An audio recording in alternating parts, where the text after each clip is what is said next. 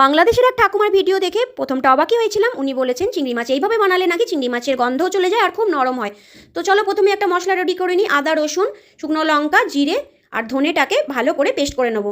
এর আগে আমি কাজু, চালমগজ আর একটু দইও পেস্ট করে নিয়েছিলাম। ফুটন্ত গরম জলের মধ্যে লবণ হলুদ মাখানো চিংড়ি মাছগুলোকে একটুখানি দিয়ে জল ঝরিয়ে নিয়ে যেরকমভাবে আমরা চিংড়ি মাছ ভাজি সেইভাবে ভেজে নেবো। তবে উনি ঠিকই বলেছিলেন, সত্যি মাছগুলো খুবই নরম ছিল আর যে গন্ধ একটা চিংড়ি মাছের আসে সেটাও ছিল না। তো মাছগুলো ভাজা হয়ে গেছে, নামিয়ে নিয়ে কড়াইটাকে পরিষ্কার করে নিয়ে আবারও দিয়ে দিলাম সর্ষের তেল। তেলটা গরম হয়ে এলে ওর মধ্যে জিরে, তেজপাতা, এলাচ, দারচিনি, লবঙ্গ ফোড়নে দিয়ে দেবো। ফোড়নটা একটু নেড়ে চেড়ে নিয়ে পেঁয়াজ কুচি দিয়ে পেঁয়াজটাকে একদম লাল লাল করে ভেজে নেবো।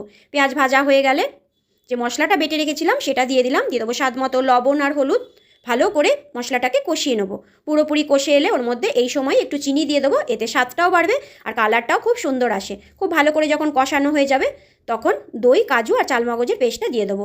একদম মশলা থেকে তেল ছেড়ে এলে ভেজে রাখা চিংড়ি মাছগুলোকেও দিয়ে কয়েক মিনিট এইভাবে মশলার সাথে কষিয়ে নেবো। ভালো করে কষানো হয়ে গেলে পরিমাণ মতো জল দিয়ে মাছগুলোকে ভালো করে ফুটিয়ে নেবো।